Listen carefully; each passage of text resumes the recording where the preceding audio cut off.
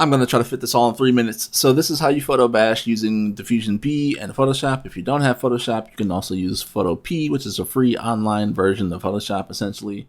But finding the image I wanted, I kind of have an idea in mind. I like this remastered image I had of an old illustration that kind of looked like an aquarium. So I went to Unsplash, found some images of sea life that I liked, looked at all the terms and conditions from the photographer. Be sure you read those over thoroughly because some don't allow you to use stuff for certain things.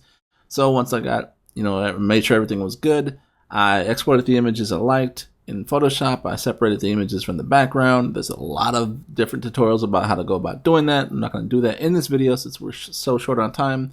But I got all the fish separated from the background. Then utilizing the color matching tool in Photoshop, I was able to kind of match it better to the background image. And once I had that, I added some adjustment layers, boosting the curve on the highlight and shadow, boosting the curve to create highlights and shadows and kind of control where the light source is coming from.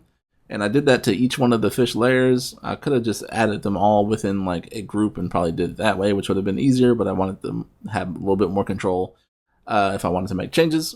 But I had that all done, and I also added some blurring to kind of also fake that it's behind like glass. Like the further something's away in water, the more distant, the less in focus it's going to be, and a little bit more diffused.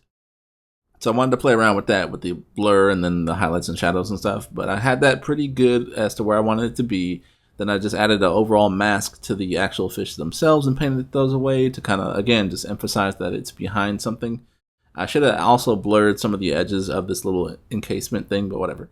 I took it out of here and then brought it into Color Efex Pro, adding some more filters that has. It's a whole separate suite from Photoshop, but they have some really cool stuff. In Color Efex Pro, I added some more color grading, brought out some more details, and exported from there. Right here, you see me adding little highlights and stuff, but those end up getting covered up anyway. But anyway, so in Color Efex Pro, here I go right here, picking out some of my favorite filters I have. I export it from here, bring it back into Photoshop, realized I wanted to add some more like bloom effects and different stuff like that, which I love in ProtoART.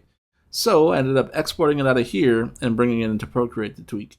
I also added this painterly kind of filter effect thing I found on a Graphic River, which is a website that has a whole bunch of cool presets and stuff you can utilize from different creators and all that good stuff. But I got this really cool painterly kind of look, and I painted away areas I didn't want to be affected, like where the actual glass is with the fish.